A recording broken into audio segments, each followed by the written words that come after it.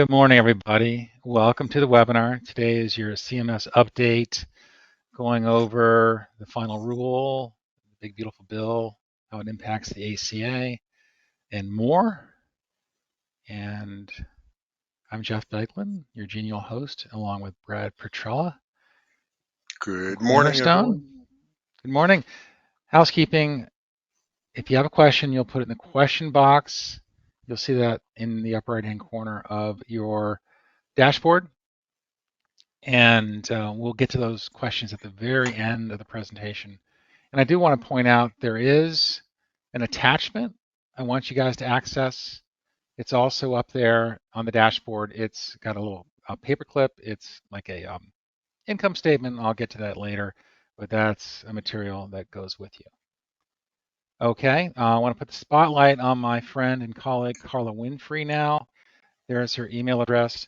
She is our individual specialist and all things related to billing, enrollment issues, um, having trouble tracking like a commission issue, certainly dealing with grandfathered plans with Anthem, tracking those down. Everybody knows how tough it is to work through those, and a million and one other things that she does.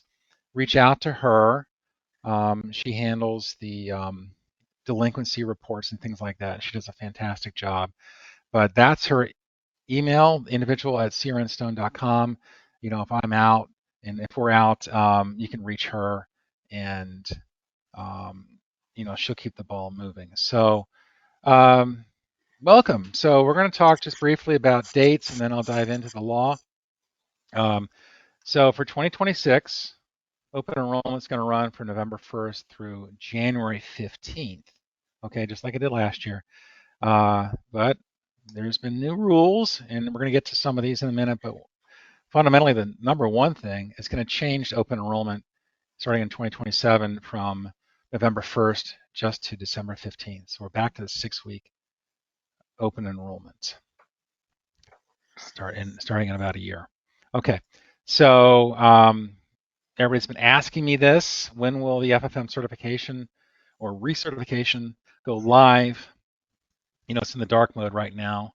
It's going to be late August. So typically we've seen it early August, but because of all the law and all the regulations, all the changes, they have delayed it, and we don't expect that until after the 15th. I'm thinking more like Labor Day timeframe. Please jump on that the minute you see it. I don't anticipate it being, um, you know, very long. It should be an overview of the new law, but I don't anticipate some long exam or something like that. I think it'll be pretty straightforward. So now to the heart of the matter. Okay, we're going to talk about the CMS updates for the 2026 year. And, you know, a couple themes here. They want to really crack down on bad actors. And if you've seen some of the news items out there, as a result of some of the laws that were imposed for, you know, the COVID and the COVID aftermath and kind of capturing more ACA clients, they felt that, you know, things were so lenient and and there's some evidence to back that up. One estimate is that there's between 2 to 4 million unauthorized enrollments out there. We're talking ghost enrollments, people that aren't aware that they've been enrolled. There's, you know, many cases of fraud and abuse, and you've read about them. I want to maybe bring your attention to an article in Bloomberg. You can Google it. This fraudster, his name was Brandon Bowski, I think, according to the article. And you can Google that. You know, he was, among other things, on social media and driving clients, and the clients were unaware, you know, of the enrollment they were doing, and they thought they were getting like a grocery card or something like that. So some of the same fraud that we saw on the Medicare side has infiltrated the ACA side, and as a result, you know, new sheriffs in town, they have a new government, they want to crack down on this. And as a result, they're looking at the areas that were, the loopholes, the the areas that people could leverage. And one of those was the special enrollment for those earning less than 150% of the federal poverty level. So that was like a big loophole that you could basically drive a Mack truck through, meaning that, you would get like a zero premium plan and or near that, and that would be available year round. And you can imagine what kind of shady business went on as a result. There were millions of unauthorized enrollments, that sort of thing. So they're cracking down on that. They're going to repeal that special enrollment for those with less than 150%. And that's actually kicking off in a couple weeks. Okay, that won't be a QLE having below 150.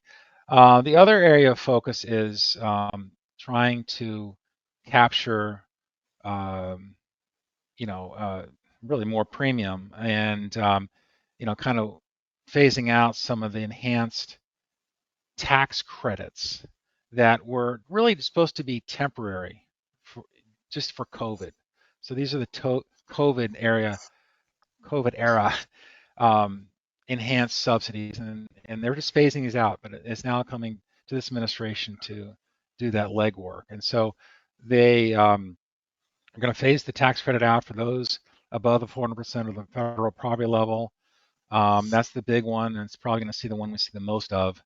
But and so in round terms, the FPL right now for a single person is around, I don't know, it's like 22,000. So somebody at the 400% of the federal poverty level, above $62,000, they won't get that subsidy. They won't be eligible for a subsidy. And so, by the same token, a family of four, okay, this kind of varies by county. Just bear with me, but so it'll be phased out for like a family income of over 128,000. Okay, and the other item that's I'm going to dive into a little bit more is consumers who received a full premium tax credit with a zero premium. In other words, they got a zero premium plan because they had a rich subsidy. Now they're going to be required to pay $5, okay, just to prove that they're alive and they're not a ghost enrollment with a zero premium. I'll get that later, okay. Um, More important changes afoot, and sorry, it's there's some red tape here, and it's kind of dense, but I want to roll through this because again, they're cracking down. They're trying to make it stricter and more of the onus on the consumer to prove that they have, the appropriate income and there's not any funny business going on. So they're no longer going to accept the self-attestation for incomes over 138%. In other words, it used to be you could check a box, and they would just let that slide. But now um, they've eliminated that. Traditionally, we want you to use tax documents, your pay stubs, your Schedule Cs, your Social Security statements. That's what our good clients use. Is they use that to prove that that's their income. But we always get the question, well, what if I don't have knowledge of what my income is? Maybe I just changed jobs. Maybe I'm one of these cyclical or up and down industries, real estate or something like that, and I have no idea what my uh, expected income is. Okay, so in lieu of the self-attestation, CMS will allow a signed income statement, and they've created that statement. It's out on your dashboard in the materials, like I said, under the paper clip, upper right-hand corner. So I want you to Gang, that's access in the that. upper right-hand corner. If you look just to the left of the cog wheel, that's where you will see it on your GoToMeeting or GoToWebinar Yeah, dashboard up at the yeah. top. And that's kind of like last chance, or um, you know a last scenario. Traditionally, you want to use the tried and true tax documents like the 1040, or you can use a pay stub. You can use maybe a Schedule C off of self-employment. These are the tax documents that are acceptable. There's a big long list, and we can provide that list in the follow-up information that we send out. So income verification is absolutely critical this go around. And in the past, they added additional days. There's always been a 90-day grace period to get that in. During the COVID era, during the Biden enhancements, if you will, there was a 60-day extension to that. So in effect, you had 5 months to get this stuff back, but now they've eliminated that extra 60 days. It's just going to be 90 days like it always has been. Okay. One area of attention I want you to look at is the APTC, the subsidy repayment cap, is going to be eliminated. So in effect, if you received excess subsidies, maybe you overshot your estimated, subsidy, you lowballed your income, you got a huge subsidy, and it turns out you made a lot more than you wrote down. The government only asked you to pay a portion of that unearned subsidy back. They had a schedule, and they said you're going to pay at the max $3,000. So now the repayment cap, okay, is eliminated. So let's say you had $8,000 in excess subsidy that you did not earn, subsidy you're not eligible for. They're going to ask you to pay that full 8,000 back. Okay, so the APTC repayment cap is being eliminated. So just be aware of that, and that will, show up on at tax time in 2027. Okay, so that it's not going to affect tax time in 2020. This upcoming spring, but it's going to be the following March. So March, April 2027. Is at that point you're going to have to address that. Okay. More stuff. End-to-end silver auto renewal process. Okay. It's going to be the end to the thing that they did during COVID, and that's map people in a bronze plan to a silver plan if the government felt that was in their best interest. They're going to end that. I applaud them for doing that. I didn't think it was right to just map people into a different plan automatically without them knowing. And obviously, the client is in control here. If they elected a bronze, they get a bronze. So that ends the confusion. And another really nice thing is they're going to make all bronze plans HSA eligible. Yay, yay! So HSA eligible for all bronze plans. That was a new addition from the legislation. That was actually a part of the big beautiful bill. So, and then eligibility, persons with DACA status persons with DACA status who are considered lawfully present will no longer be marketplace eligible in 2026. Okay. Jeff, before you go on, go back a slide. There's a couple questions coming in, and I just want to answer them so everybody stays engaged. Robert, yes, all of our trainings are always recorded. You're going to get a follow-up email probably tomorrow that'll show you the link. It appears in our website in the resource center. So yes, that's coming. Jeff, there is a question from Angela, and she asked, will the same rules apply to Kentucky since they are state funded, right? Yes. So Yes. all rules apply in state-based Yes. marketplaces. Yes. Yeah, they have a few variations. They do have a different attestation form, a self, what do I call that? The income summary form. So the one that I included in the materials is not the one you'll use for Kentucky. If you email me, I can get you the one for Kentucky. Kentucky's got their own. And Kentucky's already been using it, okay? But these apply everywhere. So, Okay. Jeff, anything else? there's like 5 questions. So go Okay, back because I don't want people okay, reading ahead. We need everybody okay, to pay attention where okay. you are. So Justine asks, will consumers with zero premium be charged $5 regardless of their passive or active renewal? The answer is Good yes. question. I'm going to get to that. I have to tease that out. It's like Okay. Okay. passive, yes, active, no. And that's a great point. And it brings home what they want you to do. And obviously, active renewal. Okay. Okay. Hang on. There's more. Beth asks, so bronze plans that include copays, first dollar benefits are HSA compatible? hmm Yes, Jeff says yes. That's what they're telling us. They're saying HSA plans, I mean, all bronze plans will be HSA eligible. Okay. Okay, one more. Yeah. Traditionally, bronze plans aren't supposed to have a copay, but they've kind of added those lately. But by virtue, they are a catastrophic plan. So all catastrophic and bronze plans will be HSA eligible. Okay, so does lawfully present include people with visas or people on a visa? Hmm. Yes, I mean, Visa, you're lawfully present. Um, let's get into this a little bit later.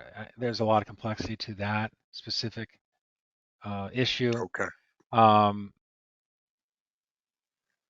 that's straight from the legislation, and let me clarify that in a follow-up email. Okay. Um, my guess is if you're on a J1, you won't be marketplace eligible. But let's figure out if H1 green card is HSA or is marketplace eligible. Okay, so a little bit of complexity to that. I'm a little fuzzy on all the regulations with respect to immigration, so because it is so complex, but I'll get the actual language for you. Okay, Okay. so the key Um, takeaway there is DACA status won't be marketplace eligible. Okay, but I'll get yeah. clarification on lawfully present. And Jeff, we have to see if we will be allowed to share the slides as a PDF in the follow-up email, if that's possible. I hmm. Okay, I'll look To into be that. determined. Okay, Yep. to be determined. That is um, okay. I'm writing things down and okay. Um, all right. Are we good? Everything caught up? Yep. Caught up. Okay. Uh, Moving right along. Okay. And more detail on the basics. Past due premiums. Again, they're cracking down. You get the 60-day grace to pay, and then the policy is terminated if not paid. So it used to be an extension to that. No, it's 60 days. And you've only got 60 days to resolve data matching issues. Okay. And for those switching carriers, past due premium will need to be paid before paying the new carrier. Okay.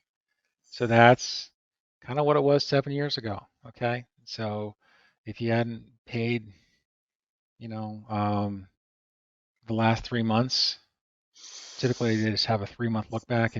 If you're still owing Anthem, your premium for December, they have every right to delay your enrollment into your new mutual plan or whatever, um, pending your payment to Anthem for the previous year. So just keep that in mind. Um, Carriers may require overdue and initial payments to start the new year. So that's also, part of the old um, original plan from 7 years ago. They might require you to pay. You're talking about carriers that may be you stayed with the same carrier, they might require you to pay overdue premium from the previous year, and they will make you do an initial payment, um, before a certain deadline. It's never 90 days. It's always either 15 days or 30 days after the start of the year. So initial payments, nothing really new there. Okay, so a point of emphasis here: subsidy eligibility. If you fail to file and reconcile taxes, okay, talking about the tax man, you got to pay your taxes beginning in the fall of 2025 for the 2026 enrollment period. Everybody listen up. All exchanges, okay, state and federal, are required to deem enrollees ineligible for subsidy, APTC, after 1 year of FTR status instead of the current 2-year flexibility.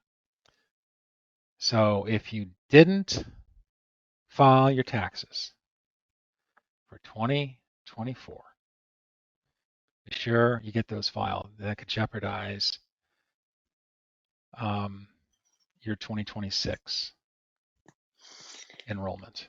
Okay, so they have just a 1-year look back, not a 2-year look back. Okay, so a deeper dive into this $5 thing. I always think about the subway $5 foot long when I see this. So let me read this, and by all means, enter your questions in the question box. Let me get through this though. Beginning in 2026, members currently enrolled in a fully subsidized 2025 plan on either the FFE, that's the federal exchange, or the SBE, that's a state-based exchange like Kentucky. They're going to be required to they'll be re-enrolled into the same plan with a $5 premium responsibility until they update their application to confirm APTC or subsidy eligibility and reconfirm their plan selection. Okay, so if you're one of these passive renewal guys, and there's 30% of the public last year did a passive renewal. If you're one of these passive renewal guys and you're getting a zero premium, you're going to get a $5 premium imposed upon you. You have to change. You have to address. If you don't, you're going to lose your subsidy altogether. And here's the key. This last paragraph. For 2026, a re-enrolling member who continues to be eligible for the zero premium must submit their application for updated eligibility determination and reconfirm plan selection by December 15th. By December 15th. That's the last day to enroll in a plan for a January 1, 2026 date. So it's got to be December 15th, not January 15th, to avoid this $5 January premium payment. Okay, so it's just a way to address these ghost enrollments primarily. Stay on top of your people, particularly those zero premium people. Make sure they actively re-enroll and they update their eligibility determination by December 15th. That'll do away with a $5 premium. Okay. That's a lot. Okay. That's a lot. And, I've told people already the pendulum's swinging in the other direction. So you think Obamacare rolled out in 2014, okay? And then the Republicans came into office in 2017, and they swung the pendulum in the other direction. And as you recall, starting in 2018, the market tightened a little bit. So that's kind of the overarching, story here. And I'm gonna launch. Well, Brad, launch that poll right now. And Not yet. There's more okay, questions. Okay, okay, so let's not jump okay, ahead. Let's stay okay. there. So Brittany is asking, will the carriers contact the client or the broker and client? And I believe that's related to when did she ask that question? What slide was it? It was like 3 slides ago about the $5, I believe. Brittany, help me out. For past, They're oh, not she gonna says they're it not later. gonna No, she notify. said They're, for yeah, past due premiums. I'm sorry, I did see yeah. that. So for past due premiums, will they They, notify the client or the member and or the broker of that the past due former, premium? the former. They're going The to form. notify the client. They will not notify the broker. Very good. Okay. So you're going to have to monitor this on Health Sherpa. Um, so the carriers, they don't do the active outreach like they did 10 years ago. Anthem did some of this. That's pretty much all frittered away over the last 5, 6 years. What they do is they do provide us with delinquency reports that we manually pull. Carla pulls those. And as you're well aware, delinquency reports are usually a little bit aged out. They don't have the freshest data. What you need to do is go on Health Sherpa and look for documentation. They will have that kind of documentation. And the clients though need to be aware. What you need to do is you need to notify those zero premium clients that they need to be on the lookout for this kind of notification. Next question. Yep. And Whitney asks a really great one. So it's regarding back due premium. So in the scenario where you owe Anthem, how will MMO know you owe Anthem at the time of enrollment? Right. So that's that situation where you have Yeah. past due, right? Yeah. What happens? They're not going to get a subsidy Um, until you square up essentially. yeah, that's how they square that up. Remember 7 years ago, they were trying to impose that. And remember, there's this back and forth that the issuers have with the marketplace. It's called the 834 file. And so there's going to be 834 files flying back and forth. And they're typically somewhat cumbersome, and there's delays and there's always issues, and um, it gets messy along about February or March, and we find after the fact that they've been you know disenrolled from their incumbent plan. I mean, disenrolled from their new plan. In this illustration, she said Med Mutual. Um, so um, you need to stay on top of these delinquencies. You need to stay and remind the clients to pay their full annual premium. I just want you to be aware of this in case we have those gotcha scenarios in March or whatever. I got disenrolled. Well, this is why. We're going to look back and you didn't pay all of your 2025 premium.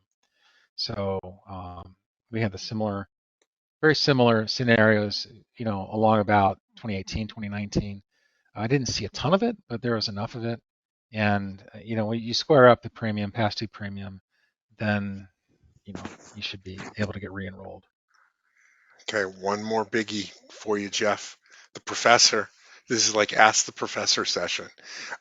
When you say re-enroll, do we have to disenroll them and then re-enroll them into the same plan if they want to stay on the same plan, or do we just up their income, et cetera? Okay, let me walk through this process. You're never disenrolling somebody. Okay, if whatever reason, and this has happened, like a broker, you know, unfortunately can't work their book because they went to the hospital, or emergency. They didn't get to work their book. Rare cases, but we've seen them. Their enrolled clients, they get passively re-enrolled. They get, re-enrolled for 2026. The area of concern is those zero premium clients. They're going to now have to pay $5. The marketplace is doing this because they want to zero in on the fake enrollments, the people, the John Does, all these, phantom enrollments. They're trying to identify those with the $5. It's, I think it's cumbersome, but that's the only um, quiver, so the only arrow in their quiver. Um, so that's what they're trying to do here. But what we want you to do is to actively enroll the clients, actively re-enroll the clients in the same plan if that's the case. And keep in mind, no plan is identical year to year. So we want everybody to put eyes on these enrollments and at the very least have the client update their income. They can Yeah. do it. It's super easy.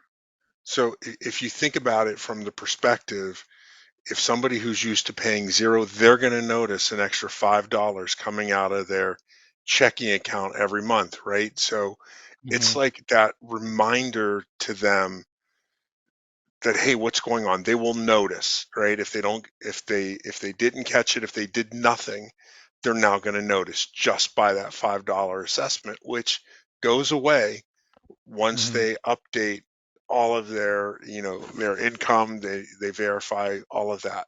So that's why. So it's just a reminder that they need to pay attention, right?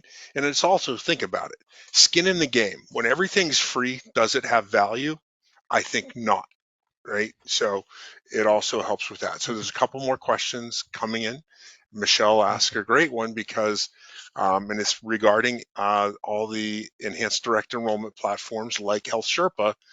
Do the Uh-huh. carriers or do the carriers, here's how it's asked, do the carriers notify Health Sherpa when payments are made? So say that catch up happens.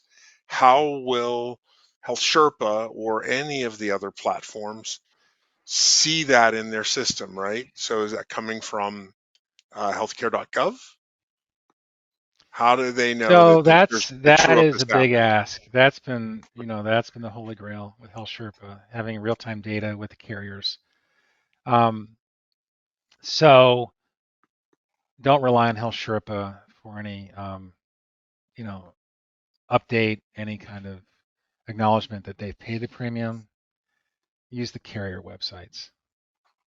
Um, Health Sherpa is really good for the initial um, data, the initial enrollment, and what's missing on that enrollment from the marketplace.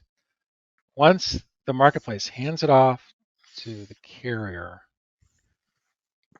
the broker should be looking on the carrier websites for that client data. We can't rely Okay. on the carriers to update Health Sherpa. That's a great question, though. Okay. Yeah, it was. It was. Because again, when you go to your dashboard on Health Sherpa or Hmm. whatever platform you Hmm. use, there's all Hmm. those notifications that say you have something to look at. And so Hmm. in this case, it may not be 100% accurate. So Jeff is right. Uh, before you sound the alarm, check your the carrier platforms for each. Another question from Jeff, it's a good one. So are there still auto enrollments slash passive enrollments for members who are not on zero premium plans? Yeah, yeah, and there will be. I mean, there'll be a huge chunk. There'll be a huge chunk. Yeah. You know, we it, we don't like it. We don't advise it, but there will be a considerable amount of people that will just pay the bill. They will get a bill in the mail. They'll be auto enrolled in something similar. Keep an eye out. Plans change, and be aware of the follow-up calls you might get in January and that sort of thing. So be on the front foot. Forewarned is forearmed, and do your best on educating or notifying your clients via email. You can do renewal email with Health Sherpa. You can send these things out so you're on the front foot, and they've been advised. Okay. So everybody, Jeff has some tidbit to share here at the end that when he's talking about plans will change, premiums are likely to change. So um, You I'm going to talking let you about see that. the poll? You talking about the poll? No, I'm not talking about the poll. I'm talking about what comes after the poll. So everybody, I am going to, based on everything you've heard or everything you suspected until now, I'm going to launch a simple poll. There's 4 questions, and you answer the one that best fits your opinion. So here we go. So I it's love it. basically Okay. how do you predict your block of business will be impacted by the upcoming changes to the ACA? I expect my sales to increase. I don't think these changes will impact my sales. These changes will slightly reduce my earning potential, or these changes will significantly impact my earning potential. So far, you're bucking the trend.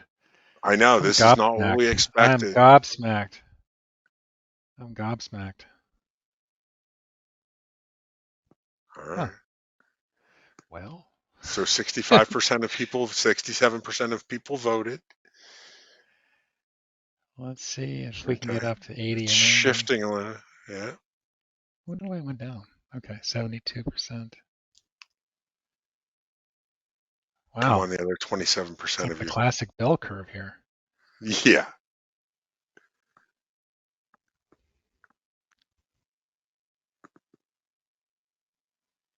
Okay. We have 75% of everyone voting. It keeps going up. So we're going to keep this Uh, open. So again, how do all these changes in the marketplace, how are they going to affect your own personal income is really the question. Let's see if we can get to 90 before I go on. Okay. Okay. So we need 9% more of you, Yeah. about I five know or six more of you to people vote could who be on haven't. phone calls. People could be doing something. Yeah. Yeah, okay, Well, we're so getting we're almost there. more We're and more getting people there. are answering. All right. Come on. Come on. 90. Couple more. Come on, 90. If you haven't 88. voted, all 88. right. Okay. To get that just one more Wow. person votes and we're Wow. So this is all right. We ready to share the results? I think okay. 88% is close, but no cigar. Yeah. So here we go. You wanna do it? Go ahead. I Yeah. just did it. Okay. Okay. Um, so uh, you all can see the results. 20 or 30, 38% of you think that these changes will slightly reduce your earning potential. I don't, your 31% of you don't think these changes will impact your sales at all. We appreciate your optimism. Some of you expect your sales to increase. That's good news. So we appreciate you wanting to stay ahead of it, knowing that your involvement is going to be heightened, right, by having needing to touch every client, um, at least in Health Sherpa, and probably a phone call would be nice to let them know of the changes that they may face on their plan. And 17% of you feel that your income will be impacted greatly by these changes.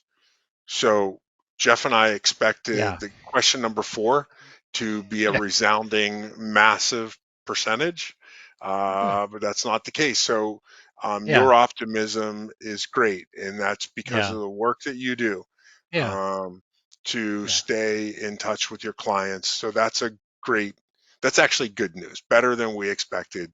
I guess we're pessimists, Jeff.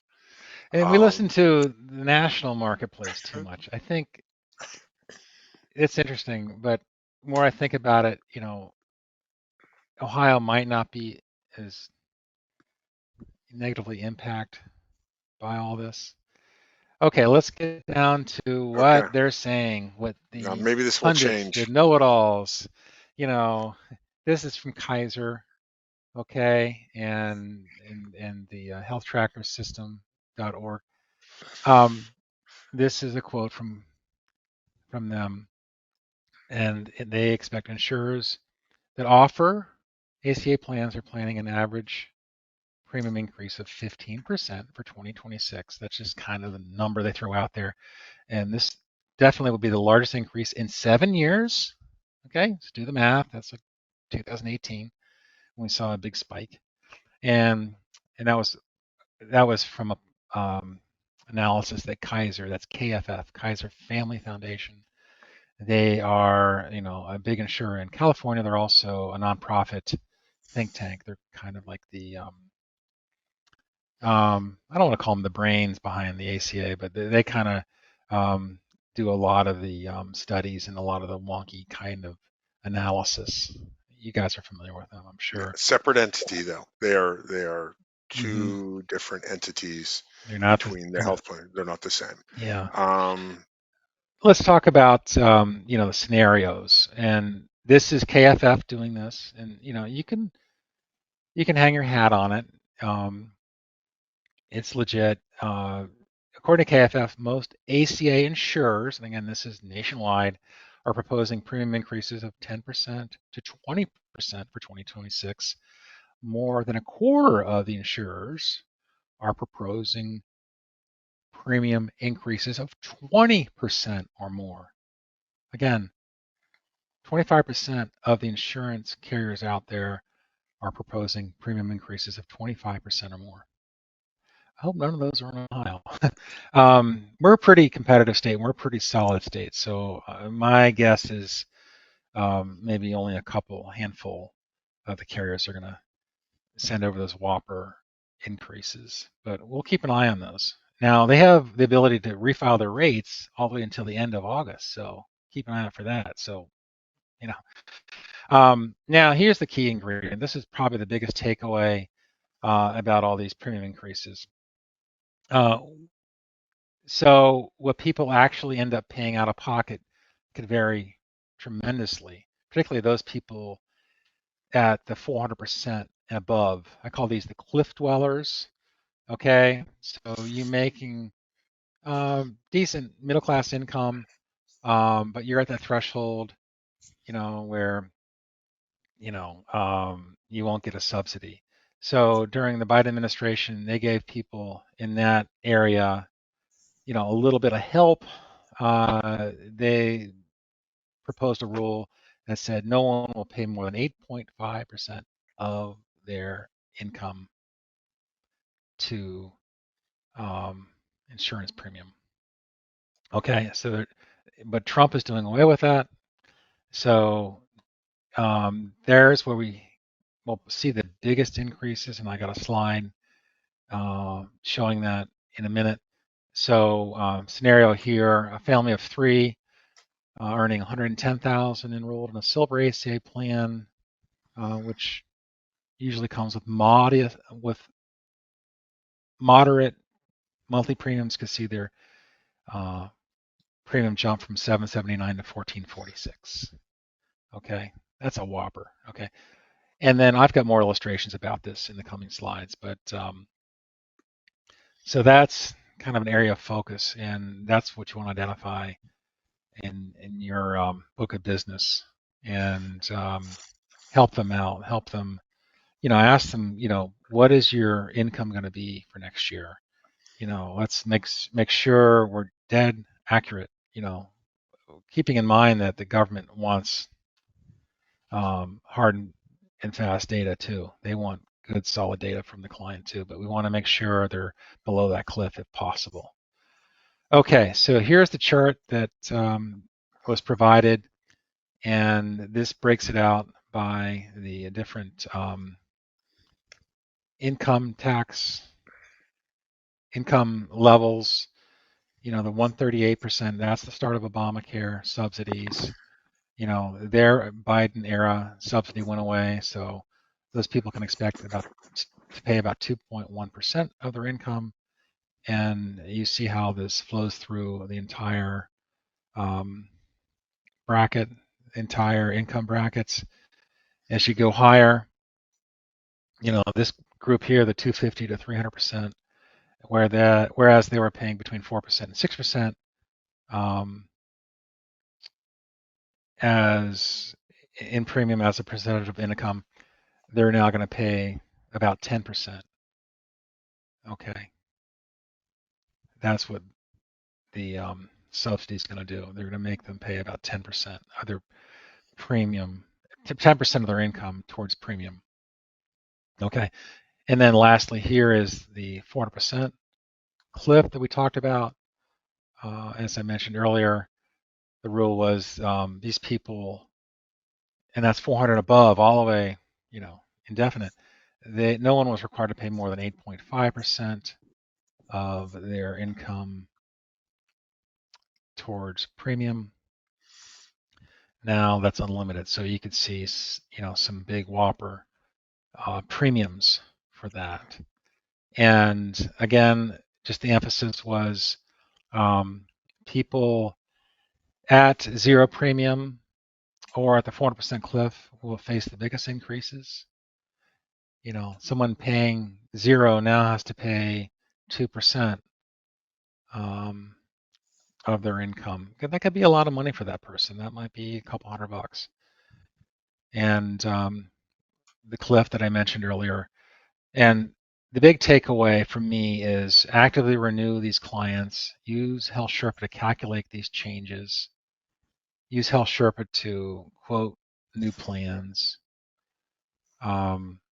I'm going to emphasize that you look at bronze for its HSA benefits, triple whammy HSA advantages, tax deducted contributions, tax-free earnings, tax-free withdrawals. I have an HSA. I love it. And people think, well, HSA, it's got such a high, um, you know, catastrophic. It's got a high out of pocket. Yes, it does. It does. But when you pay into this HSA health savings account, it's kind of like a health IRA. It builds, and you can put them in interest bearing accounts, so they build even more.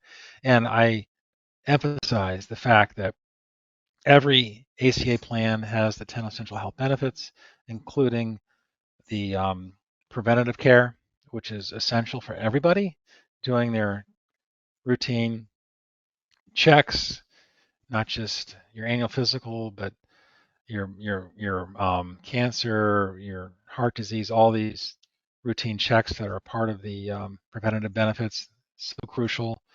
In addition, because you have a carrier contract, you will get the carrier rates on all services.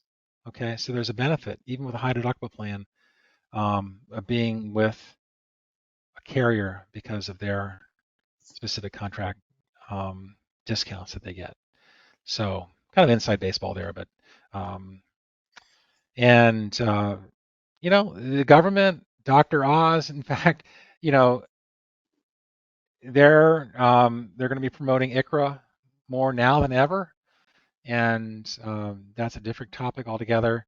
But those are the individual coverage health reimbursement arrangements, essentially selling individual plans in a group setting for example, selling an individual plan to a company, a bar, or a restaurant, or somebody that's never offered group benefits before. You know, this is an area of emphasis for the government, and talk to my colleague Lael Reitler about ICRA solutions for you and your clients, and we can walk through and have that conversation. So So, stop there, Jeff. Hang on. So there's a couple more questions that came in, and oddly enough, one of them is related to off exchange. So when Kaiser Family Foundation does this type of analysis, is there a differential between on exchange and off exchange? I think they really think about on exchange because that's the hmm predominance of people, right? hmm But yes, when you look at increases, those hmm increases are probably going to be pretty close to the same on and off. However, those of you that work in off exchange, the rates are slightly lower for off yes, exchange than they are on exchange. So there will be an increase regardless of on or off. yes, And look, as I've been talking to the carriers this week, they're talking about, they have mentioned these rate increases, right? They don't know exactly because that's kind of, their product team refiling. So it is going to happen across the board. So when they're pitching ICRA, not everybody applies to ICRA, right? Um, or it doesn't apply to all because most people don't don't have that opportunity to work for a company that's offering it. Although Jeff and I have heard since the fourth quarter, so many small companies, a hair salon, a dental practice, wanting to offer some type of health coverage, and ICRA is a great answer for that. So that may be where you can help maintain your book of business, because yes, Jeff, a couple of folks of our brokers have said, yeah, okay, this will change our sales, right? And definitely time increases significantly working with clients. On top of what you all have to do with your Medicare book of business, right? So Hmm. this is going to be a fairly intensive fourth quarter. Shyla asked question regarding HSA. Speaking of HSA, I haven't looked into this yet, but is there a handy list of eligible items to use for your HSA? I'd like to give something like that to my clients on the fence about getting one, right? So that's helpful. What items can be used? Or where they can use their or on what services they can use their HSA. Um, Right. Dental, vision. What do you think, Jeff? But is there a list? There's got to be a list. I know there's a Yes, list. there's I don't more. I have mean, a list. there's dental vision, OTC. There's a big list of it. Yeah. Prescriptions. Um, oh, obviously prescriptions. Yeah. Even some over-the-counter items. There's Where some can we durable find a medical list? stuff. Yeah, Yeah, I where will can provide a list. we Mhm. find a list, and Oh, we'll include it in the follow-up yeah. email. So be on the Yes. lookout for that. Just going to make that Hmm. notation right now. Okay. And next question. Let me see if there was a next question. Oh, yeah, there is. Is there a federal publication for HSA expenses? And I think that's just what we talked about. So, Hmm. Jason, we're going to get that out in the follow-up, probably within the next 24 to 36 hours. And just want to touch on something Brad talked about, off exchange. In the carriers, every carrier is going to have an off exchange channel. What's more, they're positioning the pricing by and large, so it's a little bit cheaper, just slightly cheaper than the base rates for ACA. In some cases, there's going to be a nice discount going on the off exchange channel because they want people you know, who are losing a subsidy to take a look at the HSA, at the off exchange channel, at their off exchange. Okay. I think the carriers like off exchange um, because obviously there's less paperwork involved. Okay, and I think the authorizations come over. And now the carriers, they might be a little bit stricter on payment. They typically don't have the 90-day grace on an off exchange plan, but they all will have that kind of off exchange offering this upcoming year. Hmm. So, a couple more questions as we anticipated. Whitney asked a great question. Are we allowed to talk about these changes now to your clients? Absolutely. Because And it's been public knowledge or it's been hmm out in the public. So yes, you could definitely talk about that to help hmm prepare them, tell them what you're going to need for that from them to help make it a smooth transition. Um, okay, Amy okay. asked, did Molina say they were going to offer exchange as well in 2026? Yes, they did. However, in speaking to Molina, um, they were planning on 7 states, but it may be reduced to 4. And I didn't get any idea, um, I or got the they gave sense no Ohio indication. Huh? would have. I had the indication that Ohio would be okay. They would get And off why is exchange. that? Because there's this health Sherpa or IDEON graph, and there's a giant bullet on Ohio as being a target-rich environment for ICRA, off exchange in Ohio, Georgia, um, Jeff, what were the other? There were two more states that were high up on that list, right? Um, Mm, yeah. sorry. All right.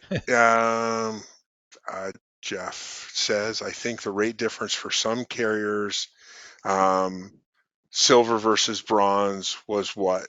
Some companies were less expensive for silver off exchange plans versus on exchange plans due to the CSR adjustments. Jeff, that's a great point.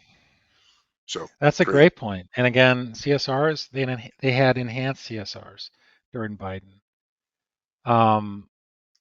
And I think that was the cause for some of those silvers being cheaper. So I anticipate that to go away, but let's keep an eye on that. And there might be a scenario where they're better off with a silver than the bronze because they're going to get the cost sharing reduction. That's an important factor when you're shopping with a client. Always think about the silver because remember if their income dictates what kind of out of pocket they get. Okay, so they might get a better deal with out of pocket. Their silver might actually behave like a gold plan or even a platinum plan. So that's an area to always look at. Always shop that. But in terms of those people like getting just a whopper of a premium increase and they're ready to just bail or not, um, you know, not renew, particularly if they had a silver or gold plan, be sure to shop the bronze plans. I think we'll see a increase in that. Yeah, And but don't forsake the potential cost share reduction mhm, if they qualify by being mhm, on a silver, right? Because that right, that makes a difference. So um, don't throw the baby out with the bathwater, mhm, so to speak. yeah, Um, yeah, any word? Oh, this is what I meant to tell you earlier, Jeff, that we should mhm. give a lot of sizzle to this. And Tracy asked, so it's perfect timing because it reminded me also. Do tell. Any word on the short-term plans going back to 364 days? The answer is, Jeff, do you want to tell them or you want me to tell them? I'll tell them. Yes, it just came out yesterday, and one of our carrier partners reminded us this morning that Oh, short term will be back. You didn't see your email because you were busy getting ready this morning, I didn't but know this, Brad. Talk about burying the lead here. I could have led with this. yeah. You too. See, well, Wow. there. Yeah, I well. did not see this. So Okay. You'll need go to to your cite the emails reference this here because morning. I didn't Yeah, see this. it is Phil from Allstate. He sent us an email. Oh, Either early this morning or late last night. But so in Ohio, or in other states, so it is now legal through the new administration that short term goes back to a year. In Ohio, that will be renewable for a second year, right? did you hear So that, Carrie? I don't know if One she's on the one of call. my, I don't know if she's on the call. She'll probably Yeah, get I the don't think she recording and is. she'll see this. Yeah. Yeah. Um, Wow, fantastic news. When will it Oh go in my effect? I, gosh. I believe it Yeah. starts on Monday, Okay. Well, this we'll be upcoming blasting Monday. that out to everybody. Yeah. So we'll Yeah. we'll Wow. share the This seems news with like everybody in an the, email. the But comments are man, rolling thank you, in Brad. quickly. Yeah. And Tracy, Man, thank you Brad, for I can't. reminding me. Wow. Okay. Um, wait, hang on. There's more questions, so I don't want to miss. Do you feel there is a still chance Congress will extend the enhanced PTC prior to OEP? Enhanced PTC, Jeff. Go ahead. Premium tax Yeah. credit. Okay. I mean, I want to just circle back to this heartache, this impending, you know, um, crisis, I guess. I don't know, but this impending sticker shock, really, that people are going to get, particularly these people. You know, we're going to see even bigger increases in this. Um, I've seen scenarios where they go up 200% for some people, like people at the cliff. Kind of depends on the state. And I absolutely think this will be a part of the conversation this fall. I absolutely think that um, the Democrats, et cetera, they might make this a campaign issue. It might become a political football. Um, it's kind of late in the game to make any changes to reinstate the enhanced premium tax credits, but it's not out of the realm of possibilities. So that's a great question. Sadly, I think it's too late in the game. Um, just keep your eyes peeled for that. We're gonna keep you posted if we hear. Whoa, But hang on. We just went I think out off in the the charts. midterm elections. Um, What? hmm, okay. Help me. So let's see. Ty says, fantastic. When will this go into effect? We answered that. It starts on Monday. What is Monday? Monday's the 18th of August. Um, Yes. Yeah. will, so this is interesting, Whitney. Will current Allstate customers be grandfathered in? Ooh, To be I have to. determined. Yeah, yeah, we don't know. We don't know that yet. I'm going to be We with don't Phil know. tomorrow, but would it be? I have to believe because they're on on a current 3+1 plan that Hmm. when it ends, they can Yeah. reapply. That's my That's my my guess. initial That's thought. my guess. So it's not just going to automatically make them into a 12-month plan when they're on a 3-month plan. So there we go. You guys are great. Oh, Christina, thank you. That's so nice of you to say. We appreciate the training very much. Is that a full year, Melanie? Yes, it will be a full 12 months for short term and potentially, and renewable for a second year if somebody doesn't have too high claims. Are carriers filing lower rates since Biden era will not be renewing? Um, they are definitely not filing lower rates. Um,